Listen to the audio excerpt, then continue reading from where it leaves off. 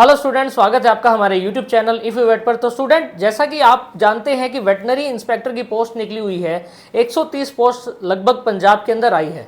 तो आप अगर वेटनरी एग्जाम की तैयारी कर रहे हैं तो आज आपको पता चलेगा कि किस लेवल की आपकी तैयारी है। अगर आपने इन 25 क्वेश्चन जो कि आज मैं करवाने वाला हूं, इनमें से आपको 20% आता है या 30% आता है या 50% ही आता है ना, तो भी मान के चलो आपकी बहुत बढ़िया अच्छी तैयारी हो जाएगी। क्वेश्चन ज़्यादा मुश्किल नहीं है, स्टार्ट करते हैं। एक एक क्वेश्चन को समझाऊंगा अच्छे तरीके से और समझिएगा।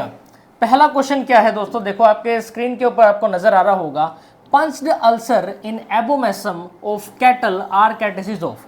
सबसे पहले आपको ये ध्यान देना है, जब भी हम स्टमक की बात करते हैं हमारे रूमिनेंट्स एनिमल के अंदर, तो 4 कंपार्टमेंट होते हैं। कितने कंपार्टमेंट होते हैं? 4। पहला क्या है? रूमन। Second is reticulum. आप मेरे साथ रिपीट कर सकते हैं, आपको याद भी होता रहेगा। आगे आता है ओमेसम, फिर है हमारे पास एबोमेसम।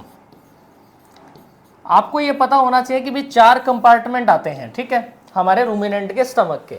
अगर हम बात करते हैं punched ulcer in abomasum of cattle are कैटेसिस ऑफ, अब ये जो दिख रहा है ना आपको, ये जो ऑप्शन दिया हुआ है मैंने, थिलेरिया एनुलेटा, बबेशिया बायजेमिना, हिमोंकस कनकोर्टस एंड ओस्टरटेजिया ओस्टरटेजी। अब ये क्या चीज है? ये पैरासिटिक डिजीजेज हैं। क्या है? पैरासिटिक डिजीज है। पैरासिटोलॉजी के अंदर आप पढ़ोगे, किसी ना किसी प्रोटोजोआ से होने वाली ये बीमारी है। अब क्वेश्चन इज दैट ये कौन सी बीमारी का सिम्टम है जिसके अंदर आपको पंच्ड अल्सर देखने को मिलते हैं एबोमेसम में? क्या वो थिलेरिया एनुलेटा है? क्या वो बबेशिया बायजेमिना है? क्या वो हिमोंकस कनकोर्टस है? या वो ओस्टरटेजिया ओस्टरटेजी है? तो राइट आंसर आएगा दोस्तों इसका ओस्टरटेजिया ओस्टरटेजी। अगर आपको ये क्वेश्चन आता था पहले तो आप अपने ये लगा लीजिए कि आपकी तैयारी बहुत अच्छी है, और अगर नहीं भी आता तो आपको और इम्प्रूव करना है, ठीक है। आगे बढ़ते हैं। देखिए, typically sign of ripened abscess. अब ये क्वेश्चन बड़ा इंपॉर्टेंट है। इंपॉर्टेंट कैसे? देखो, अब मानते हैं कि हम एब्सेस का मतलब क्या होता है कि किसी चीज में पस भर जाती है, या हम उसको पस बोलते हैं, पस्ट्यूल्स बोल देते हो आप कई बार उसको। अगर वो एक राइपेंड का मतलब क्या होता है? पका हुआ। इसका मतलब क्या होता है? पका हुआ। सिंपल सी बात है कि आपके एनिमल को अगर कहीं फोड़ा हो जाए और उसके अंदर कोई पस भर जाता है, कोई लिक्विड भर जाता है, तो वो एब्सेस कहलाती है। तो अब ये देखो क्या है कि टिपिकल साइन ऑफ राइपेंड। अब हम उसको कैसे पता करेंगे कि ये पका हुआ है? क्या उसमें स्वेलिंग नजर आएगी? नहीं दोस्तों। क्या उसको पेन होगा? नहीं होगा। जब वो पका ही गया, क्या वो फ्लक्चुएट रहेगा? नहीं। तो उसमें आंसर क्या आएगा? Pointing. Pointing is the right answer. जब आप टिपिकली साइन देखोगे राइपेंड एब्सेस का, तो पॉइंटिंग वहां पे टिक मार करके आना है। ओके, आगे बढ़ते हैं। ऑपरेशन फ्लड, ये थोड़ा जनरल नॉलेज का क्वेश्चन है लेकिन इसी से संबंधित है। Operation flood first was launch in. Operation flood कब आया था दोस्तों? ये डायरेक्टली आपको याद रखना है, 1970 में ये आपको देखने को मिलेगा। आगे बढ़ते हैं। व्हेन वर्ल्ड एनवायरनमेंट डे, बताओ भाई, ये तो अभी गया है हाल फिलहाल में ही, ये तो आपको पता ही होगा कि भी वर्ल्ड पर्यावरण दिवस, विश्व पर्यावरण दिवस कब मनाया जाता है दोस्तों? 5 जुलाई is the right answer. GK का क्वेश्चन है बट कई बार एग्जाम में आ जाता है, ठीक है, वेटनरी के एग्जाम में भी। आगे बढ़ते हैं। देखिए, पता क्या है कि सभी देखो क्वेश्चंस करवाते हैं, बहुत से टीचर्स आपको मिल जाएंगे क्वेश्चंस करवाते हैं जिसमें ये बोल देंगे कि भाई मेल किड को क्या बोलते हैं, फीमेल किड को क्या बोलते हैं, हर्ड को क्या बोलते हैं, यानी जो एक कैटल का जो हर्ड है या बोवाइन का हर्ड है उनको क्या बोला जाता है। तो ये सभी को पता होती है। मेन क्वेश्चन आता है कि हम क्वेश्चन को किस तरीके से डील कर रहे हैं। अब पहला देखिए आप, right side displacement of abomasum is usually caused after. अब देखो ये क्या होता है कि सभी जो जितनी मैंने कंडीशन आपको दिखाई हुई है, ये सारी की सारी फीमेल के अंदर होती है, यानी फीमेल कैटल के अंदर या फीमेल बोवाइन हम बात करते हैं भैंस के अंदर होती है, ठीक है। अब राइट साइड डिस्प्लेसमेंट, इसका मतलब क्या है? पेट के अंदर एक पार्ट है एनिमल के स्टमक के अंदर जिसको बोलते हैं हम एबोमेसम।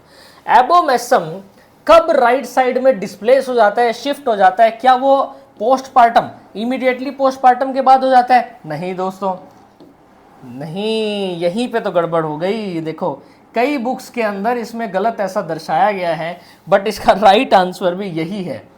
इमीडिएटली पोस्टपार्टम के बाद राइट साइड डिस्प्लेसमेंट हो जाती है एबोमेसम की, ठीक है, और को तो देखने की जरूरत ही नहीं है। आगे बढ़ते हैं। देखिए अब बड़ा ही मोस्ट इंपॉर्टेंट क्वेश्चन आ गया आपके सामने, the term that refer to the percentage of packed erythrocyte per unit volume of the blood is. ये क्वेश्चन बड़ा इंपॉर्टेंट है, आपने किसी ना किसी एग्जाम में जरूर देखा होगा वेटनरी के, अगर आप प्रीवियस ईयर लगा रहे हो तो वहां पर आपको जरूर देखने को मिलेगा। तो इसका आंसर क्या आएगा? तो क्या इसका आंसर डिफरेंशियल काउंट है? नहीं दोस्तों। क्या हीमोग्लोबिन है? नहीं। क्या हीमोपोएसिस है? नहीं। इसका आंसर आएगा हीमेटोक्रिट। इसका आंसर क्या आएगा? हीमेटोक्रिट, यानी जो परसेंटेज ऑफ पैक्ड इरिथ्रोसाइट की रहती है, इरिथ्रोसाइट्स मतलब क्या होते हैं? आरबीसी। आरबीसीज जो होते हैं उन्हीं को हम इरिथ्रोसाइट बोलते हैं। पर यूनिट वॉल्यूम ऑफ ब्लड में हीमेटोक्रिट उसको हम बोलेंगे। तो राइट आंसर क्या है इसका? हीमेटोक्रिट। एक देखो पॉइंट यहाँ पे नजर आ रहा है आपको, हीमोपोएसिस। अब ये हीमोपोएसिस क्या होती है? जो हमारी जो बॉडी है, हमारा जो ब्लड है, पुराने सेल्स को रिप्लेस करके नए सेल्स बना लेते हैं, उसको हीमोपोएसिस बोलते हैं। आगे बढ़ते हैं। ये देखिए बड़ा ही important question, which of the following enzyme, enzyme पूछा भाई। और एक चीज बता दूं, enzymes are protein, enzymes are present in the acrosome of the bovine sperm. अब आपने स्पर्म के स्ट्रक्चर को पढ़ा होगा, समथिंग लाइक ऐसा आपको स्पर्म का स्ट्रक्चर देखने को मिलता है। ये इसकी बीच में आती है टेल आ जाती है। अब ये जो ऊपर वाला जो पोर्शन है ना, इसी को हम एक्रोसोम बोलते हैं। क्या बोलते हैं हम इसको? एक्रोसोम। क्वेश्चन पूछा है कि एंजाइम कौन सा पाया जाता है भाई इस एक्रोसोम के अंदर? क्या वो ट्रिप्सिन है? नहीं। क्या वो एडिनोलाइट साइक्लेज है? नहीं। क्या वो फास्फोलाइपेज है? नहीं। तो राइट आंसर एक ही बचा ना, एक्रोसिन। नाम से पता चल रहा है ये एक्रोसिन, एक्रोसोम। याद रख लो, राइमिंग ही बना लो, एक्रोसिन पाया जाता है एंजाइम एक्रोसोम के अंदर। ओके आगे बढ़ते हैं। विच of the following is the smallest compartment of the ruminant stomach? यानी हमारे जो गाय या भैंस है, जो रूमिनेंट्स हैं, उनके पेट का सबसे छोटा कंपार्टमेंट कौन सा है? ये तो आंसर आपको पता ही होगा, और बड़ा ही इजी सा ही ये हमें देखने को मिलेगा वेटनरी एग्जाम में। इसका आंसर आएगा omasum. Omasum is the right answer. अब रेटिकुलम आपने सुना होगा, रेटिकुलम से एक क्वेश्चन आता है कि भी हनी कॉम्ब लाइक स्ट्रक्चर किसका है? तो वो है हमारे पास रेटिकुलम का। हनी कॉम्ब लाइक इसमें पैटर्न्स नजर आते हैं, ठीक है। तो इनमें से एक क्वेश्चन और देखने को मिलेगा कि ट्रू स्टमक कौन सा है। अब एग्जाम में पूछ लिया भाई ट्रू स्टमक बताओ, भाई 4 पार्ट दे दिए, हम ट्रू स्टमक किसको बोलते हैं? तो ट्रू स्टमक क्या है? एबोमेसम है। ओमेसम क्या होता है? स्मॉलेस्ट कंपार्टमेंट है। और लार्जेस्ट हमारे पास रूमन देखने को मिलेगा। रेटिकुलम हनीकॉम्ब लाइक पैटर्न होता है। यहाँ से ये क्वेश्चन आपको देखने को मिलते हैं। अब बड़ा ही इंपॉर्टेंट क्वेश्चन आ गया भाई ये। अब ये क्वेश्चन बताना आप, ठीक है, आप सोच लो माइंड के अंदर। Blood is added in blood medium. देखिए ब्लड को हम किसी ब्लड मीडियम अगार के अंदर ऐड कर रहे हैं, उसकी कंसंट्रेशन क्या रहेगी? लेबोरेटरी का क्वेश्चन है, लेकिन कुछ एग्जाम में देखा गया है, वेटनरी के एग्जाम में कुछ लोग गलत कर देते हैं इसको, लेकिन डायरेक्टली आपको याद रखना है 5 से 10% ब्लड मीडियम एगार के अंदर हम ब्लड को ऐड करेंगे, ठीक है। आगे बढ़ते हैं। आगे क्वेश्चन देखो क्या है। The 5 carbon sugar compound present in DNA molecule, यानी 5 कार्बन, जिसमें 5 कार्बन ऐसे लगे हों। ये कितने हो गए? टोटल 5 कार्बन हो गए ना। अब इसने पूछा कि भाई 5 carbon sugar compound present in DNA molecule. DNA molecule, सबसे पहले तो मुझे बताओ डीएनए की फुल फॉर्म क्या होती है?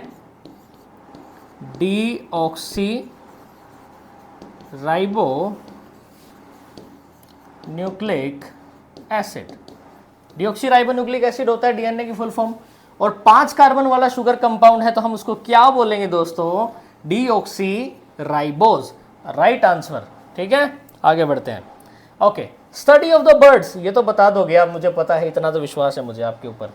Study of the bird which are not classed as a poultry. ऐसी स्टडी बतानी है पक्षियों की जिसको हम पोल्ट्री के अंदर इंक्लूड नहीं करते हैं। तो सामने दिख रहा है, क्या वो पोल्ट्री साइंस है? नहीं यार, अब पोल्ट्री के अंदर इंक्लूड ही नहीं करना तो इसको हम इंक्लूड ही क्यों करें। बर्ड साइंस है? नहीं। पोल्ट्री प्रोडक्शन है? नहीं। पोल्ट्री तो वर्ड ही ऐड नहीं करना। तो राइट आंसर इज ऑर्निथोलॉजी, यानी study of bird is ornithology. आगे बढ़ते हैं। इंपॉर्टेंट क्वेश्चन आ गया भाई, inhibition of aggregation of platelets. देखिए इनहिबिशन का मतलब रोकना, एग्रीगेशन का मतलब जुड़ना। अगर प्लेटलेट को जुड़ने से रोकने वाला क्या है, यानी क्या उसको रोकता है, तो इसका आंसर आएगा एस्पिरिन। क्या आंसर आएगा इसका? एस्पिरिन आएगा। ओके, आगे बढ़ते हैं। अब एक घास है, गजराई घास, जो कि एक फोडर ग्रास होती है, वो किस ग्रुप को बिलोंग करती है? देखिए इंपॉर्टेंट क्वेश्चन है ना। आप बोलोगे कि सर ये तो हमारे वेटनरी से रिलेटेड है ही नहीं। है क्यों नहीं भाई? पक्षी, आप अपने जानवरों को चारा नहीं खिलाते हो? तो भाई बताइए, गजराई ग्रास जो एक फोडर ग्रास है वो कौन से ग्रुप से बिलोंग करती है? तो वो उसका ग्रुप आएगा दोस्तों पेरेनियल। क्या आएगा? पेरेनियल। यानी ये जो क्रॉप्स जो होती हैं, बेसिकली ये जो ग्रासेस जो होती हैं, ये जब उगती हैं तो काफ़ी लंबे टाइम तक रहती है, यानी पूरे साल तक ये रहेगी। गजराई ग्रास जो है ना पूरे साल तक ही रहेगी। वो ऐसा नहीं है कि सीजनल है, आती काफ़ी टाइम बाद है लेकिन रहेगी पूरे साल तक, एंटायर ईयर तक। विच of the following will be the number of the chromosome in the sperm of the Sahiwal bull? ये देखिए भाई, इंपॉर्टेंट क्वेश्चन आ गया भाई। इसमें यह पूछा है कि नंबर ऑफ स्पर्म्स बताने हैं आपको साहिवाल बुल के अंदर, तो आप क्या बोलोगे? इसका आंसर क्या दोगे? इसका आंसर हम देंगे 30। 30 इज द राइट आंसर। आगे बढ़ते हैं। Skim milk powder is a by product of, बताओ भाई स्किम मिल्क पाउडर क्या है? आपने पढ़ी होगी एलपीटी, लेबोरेटरी टेक्नोलॉजी पढ़ी होगी, मिल्क के बारे में पढ़ा होगा। तो बताइए भाई स्किम मिल्क पाउडर। तो आप बोलोगे कि सर थोड़ा सा ऐसे लग रहा है कि इंडस्ट्री से रिलेटेड है। बिल्कुल इंडस्ट्री से ही रिलेटेड है ये। ओके, आगे बढ़ते हैं हमारी नेक्स्ट स्लाइड की तरफ। नेक्स्ट क्वेश्चन बड़ा ही प्यारा क्वेश्चन। ईस्ट कोस्ट फीवर, जिसको हम कोस्टल फीवर भी बोल देते हैं, कैटल के अंदर होता है, इसका नाम क्या है? थिलैरियोसिस। यानी थिलैरियोसिस को ही हम ईस्ट कोस्ट फीवर या कोस्टल फीवर बोलते हैं। ईस्ट कोस्ट फीवर या कोस्टल फीवर बोलते हैं थिलैरियोसिस को। थिलैरियोसिस क्या है? एक प्रोटोजोआ से होने वाली बीमारी है, यानी हम इसको बोल देते हैं ये एक प्रोटोजोल डिजीज है, प्रोटोजोआ से होने वाली बीमारी है, ये चीज ध्यान रखना। ओके, आगे बढ़ते हैं। वुंड यानी घाव, डज नॉट हील, ऐसा घाव जो कभी भरता ही नहीं है, उसका आंसर क्या आएगा मेरे प्यारे दोस्तों? Ulcer is the right answer. Ulcer, perforated ulcers, ये अल्सर्स ऐसे होते हैं जो भरते नहीं हैं, मतलब वो घाव भरते नहीं है, अल्सर। ठीक है। 73rd, देखिए थोड़ा जनरल नॉलेज का क्वेश्चन है लेकिन ये इंपॉर्टेंट है हमारे वेटनरी साइंस के रिगार्डिंग। 73rd अमेंडमेंट एक्ट आया था भाई 1992 के अंदर। वो किस चीज़ को बढ़ावा देने के लिए लाया गया था? तो इसका आंसर आएगा पंचायती डेवलपमेंट। क्या आंसर आएगा इसका? पंचायती development is the right answer. Okay, आगे बढ़ते हैं। CFC का मतलब क्लोरोफ्लोरोकार्बन, जो रिस्पॉन्सिबल होती है डिप्लीशन ऑफ, ये तो बता ही दोगे आप, कौन सी लेयर टूट रही है भाई? ओजोन लेयर टूट रही है। O3, जो आप AC लगा रहे हो ना, बहुत सारे AC की मात्राएं बढ़ती जा रही हैं पूरी सिटी के अंदर, ये आजकल तो गांव में भी लगने स्टार्ट हो गए बहुत ज़्यादा। तो इससे क्या हो रहा है? CFC, जब आप AC लगाते हो तो AC CFC क्लोरोफ्लोरोकार्बन प्रोड्यूस करता है। जब ये गैस प्रोड्यूस होगी तो डायरेक्टली डिप्लेशन होगा O3 यानी ozone hole. Okay, serum calcium, ये क्वेश्चन देखो भाई, बड़ा ही इंपॉर्टेंट क्वेश्चन है, इसका आंसर बताना आप मुझे, पहले अपने माइंड में सोच लो आप। Serum calcium and phosphorus concentration in nutritional dystrophy. Question को समझो बड़ा ध्यान से। अगर आपको क्वेश्चन रीडिंग अच्छे से आ गई, अंडरस्टैंडिंग अच्छे से आ गई, तो आप इजीली क्रैक कर दोगे। क्या कहना चाह रहा है? सीरम कैल्शियम यानी एक कैल्शियम और फास्फोरस सीरम की फॉर्म में है। कंसंट्रेशन की बात करें न्यूट्रिशनल डिस्ट्रॉफी में, क्या संभावनाएं देखने को मिलती है? इंक्रीज मिलेगा, अबोव या नॉर्मल लेवल मिलेगा, डिक्रीज हो जाएगा या डिक्रीज एप्रिशिएबली, या रिमेन विद नॉर्मल रेंज। देखो मैं आपको बताता हूँ, कहने का मतलब इसका ये है कि भाई हमारी जो हड्डियाँ होती हैं उनके अंदर कैल्शियम और फास्फोरस आपको देखने को मिलता है। किस रेशो में? 2:1 में।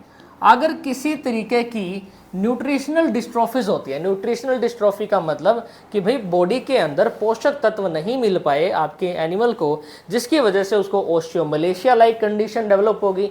अगर ओस्टियोमलेशिया नहीं है तो उसको रिकेट्स हो गया है, पैर मुड़ गए हैं, क्रैकिंग साउंड आ रही है। तो इस तरीके की अगर न्यूट्रिशनल डिस्ट्रॉफी हो रही है तो क्या सिर्फ उसमें कैल्शियम बढ़ेगा या फास्फोरस बढ़ेगा? Increase above normal level decrease above normal level या डिक्रीज एप्रिशिएबली। अगर मैं बात करता हूँ न्यूट्रिशनल डिस्ट्रॉफी किसी भी एनिमल में जब आती है तो आपका एनिमल में कैल्शियम और फास्फोरस दोनों ही डिक्रीज मिलेंगे, कैल्शियम और फास्फोरस दोनों ही डिक्रीज मिलेंगे। Right answer is decrease appreciably. आगे बढ़ते हैं। क्वेश्चन अच्छा था ना, देखो बस 25 ही क्वेश्चन है, 21वें पे आगे हम जल्दी खत्म कर देंगे, फिर जब लाइव क्लासेस लेंगे तब आपको हम 100 200 क्वेश्चन भी करवाएंगे। Which of the following is a circulating blood cell that is capable of differentiating into plasma cell. अब ब्लड सेल, अगर मैं बात करता हूं ब्लड सेल की, तो आरबीसी क्या है मुझे बताइए। आरबीसी भी तो सेल है, डब्ल्यूबीसी भी तो सेल है। आरबीसी को हम क्या बोलते हैं?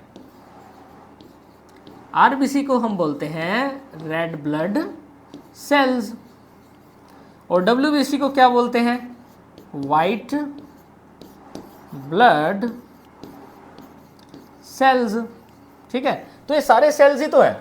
अब इनमें जो न्यूट्रोफिल्स हैं, बेसोफिल्स है, बी लिम्फोसाइट है या टी लिम्फोसाइट है, सभी किसके अंदर आते हैं? डब्ल्यूबीसी के अंदर आते हैं। किसके अंदर आते हैं? डब्ल्यूबीसी के अंदर आते हैं। क्वेश्चन समझिएगा, वो सर्कुलेटिंग ब्लड सेल कौन सा है जो कैपेबल रहता है, खुद को डिफरेंशिएट करता है प्लाज्मा सेल के अंदर? तो right answer is the B lymphocyte. Right answer is the B lymphocyte. ठीक है, okay. Which is the hardest substance in the animal body? ये तो आप बता ही दोगे भाई, 5वीं क्लास का बच्चा भी ये बता देगा, इस क्वेश्चन का आंसर दे देगा। तो enamel is the right answer. Nucleic acid present in virus, ये बड़ा इंपॉर्टेंट क्वेश्चन है भाई। आज भी बहुत से ऐसे स्टूडेंट हैं जो इस क्वेश्चन को गलत कर देते हैं। ठीक है, तो इसका आंसर सोचिए भाई दिमाग में। न्यूक्लिक एसिड जो कि वायरस के अंदर प्रेजेंट रहता है, क्या वो डीएनए है? नहीं। क्या वो आरएनए है? नहीं। क्या वो डीएनए आरएनए दोनों है? नहीं। तो बचा क्या? आइदर डीएनए और आरएनए। वो डीएनए भी हो सकता है, वो आरएनए भी हो सकता है। ओके, आगे बढ़ते हैं। The synthesis of the new DNA strand on a template strand take place in the direction of। देखिए, जब आप डीएनए रेप्लिकेशन को पढ़ोगे, किसको पढ़ोगे? डीएनए रेप्लिकेशन को, तो आपको कुछ स्ट्रैंड्स नजर आएगी कि भी 3 से 5 तक की, जैसे कि ऑप्शन में दिखाया हुआ है, या 5 से 3 तक की।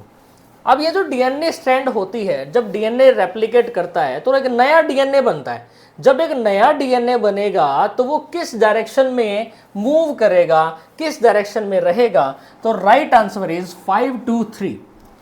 5 से लेके तीसरी डायरेक्शन में वो मूव आउट करेगा या वो रेप्लिकेट करेगा। स्टडी ऑफ द बर्ड, ये क्वेश्चन रिपीट हो गया है, बट इसको याद रखना, ये आ सकता है। Ornithology is the right answer. Ornithology is the right answer. तो दोस्तों, आज हमने आपको 25 मोस्ट इंपॉर्टेंट क्वेश्चन करवाए वेटनरी के। आज से शुरुआत है हमारे क्वेश्चंस की, लेकिन इन फ्यूचर हम आपको लार्ज क्लासेस प्रोवाइड करेंगे जिसमें ज़्यादा से ज़्यादा 100 क्वेश्चन तो एटलीस्ट हम उस वीडियो के अंदर रखें, जिसमें आपके MCQ प्रैक्टिस बहुत ही अच्छे तरीके से हो जाएंगे। जितने आप प्रैक्टिस सेट लगाओगे, जितनी आप प्रैक्टिस करोगे ना, उतना ही आपके लिए बेनिफिशियल रहेगा।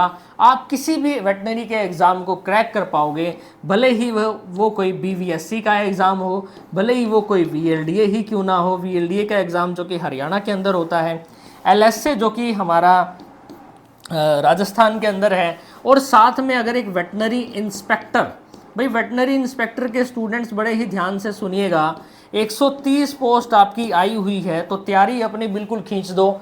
बिल्कुल भी दाएं बाएं इधर उधर भटकने की ज़रूरत नहीं है। अच्छे से अपने नोट्स को रीड आउट करो। आप एडिशनल जो भी बुक्स प्रोवाइड कर रहे हो, आपको आपके लेवल पे जो मिल रही है डिप्लोमा बेसिस पे, आप उनको ज़रूर पढ़िए, लेकिन थोड़ा सा डीपली और पढ़िए, क्योंकि कंपटीशन ज़्यादा है। अगर कंपटीशन आपको अच्छे से मेंटेन करना है और फाइट करना है और जॉब लेनी है, तो आपको ऐसे क्वेश्चन भी पढ़ने पड़ेंगे जो आपके किसी सेंस के नहीं है।